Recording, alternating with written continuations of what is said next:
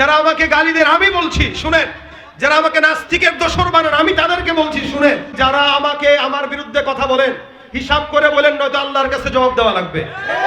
এই গজল আমি রেখেছি, আপনাদের কণ্ঠে আমি পৌঁছতে পেরেছি, আপনাদেরকে মুখস্থ করাতে আমি সক্ষম হয়েছি।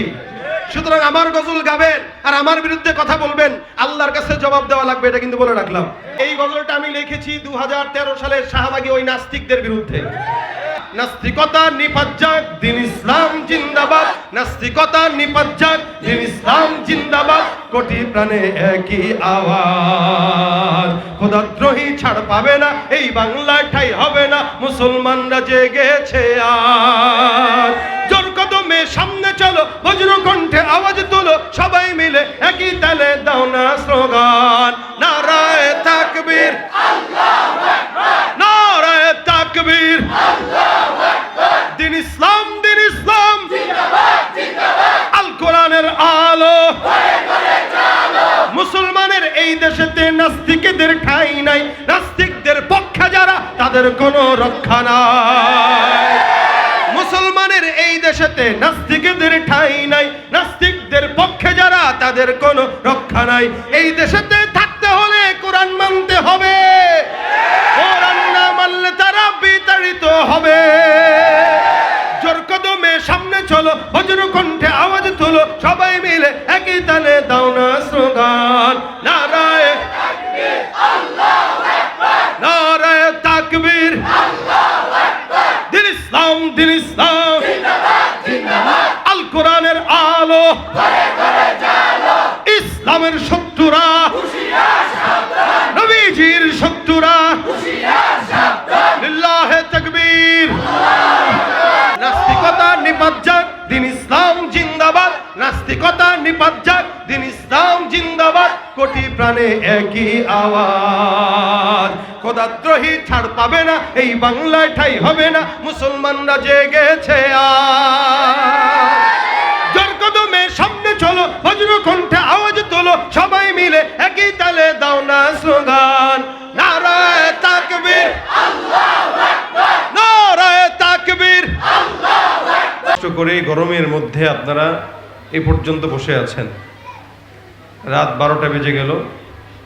বেশি সময় ব্যয় করব না, কারণ 4টার পরেই ফজরের সময় শুরু হতে শুরু করে। এখন ওয়াজ শুনবেন 1টা পর্যন্ত, বাসায় ঘুমাতে ঘুমাতে 2টা, ফজরের নামাজ হবে রাত সকাল 10টায়।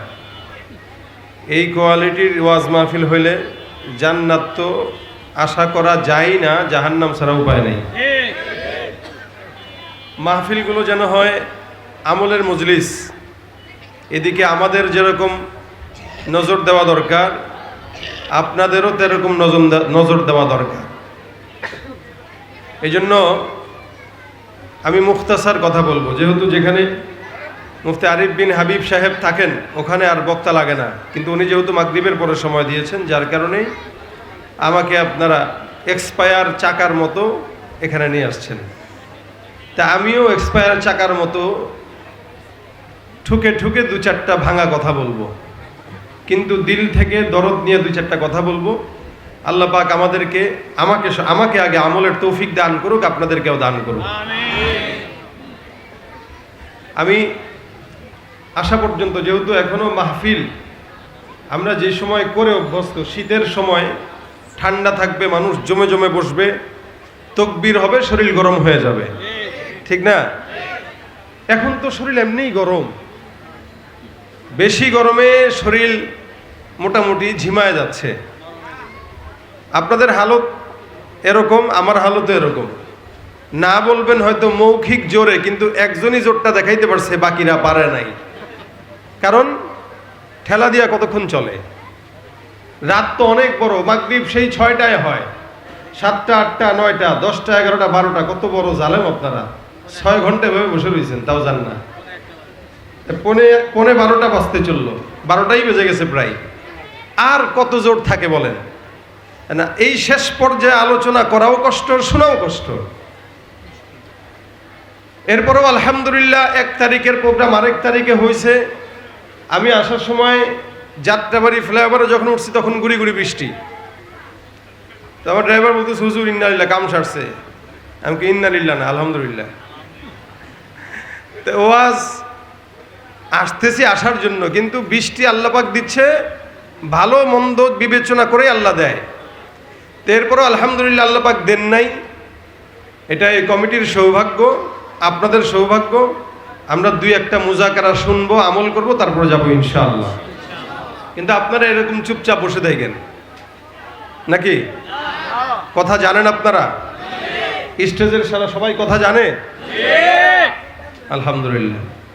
যদি জেনে থাকেন, সময়ে সময়ে যে কথা আওয়াজ দেওয়া দরকার সেটা দেওয়া লাগবে। এটা এখন যেভাবে দিছেন, আমি শেষ পর্যন্ত এটা চাই। খোসায় খোসায় এটা নিতে পারবো না। আমার কথা